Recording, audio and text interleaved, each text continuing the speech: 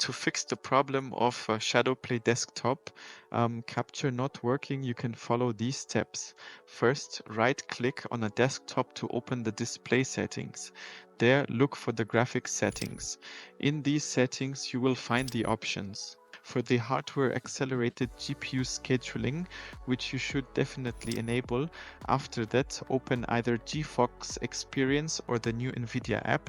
Both options work smoothly. Make sure the Nvidia overlay is enabled in the settings. You can open the overlay with the key combination Alt+Z. Next, turn off instant replay in the overlay settings. Then you navigate to the settings and look for the option privacy settings at the bottom area. Within these settings, you will find the desktop recording, which you need to enable. Once that's done, go back and enable instant replay. If you have the opportunity, I recommend switching to the new Nvidia app. Since it is more user-friendly, in this app you will find the desktop recording directly in the settings. In GeForce Experience, the option is somewhat more hidden and can be found under the privacy settings. If you follow these steps, the desktop recording in Shadowplay should work again.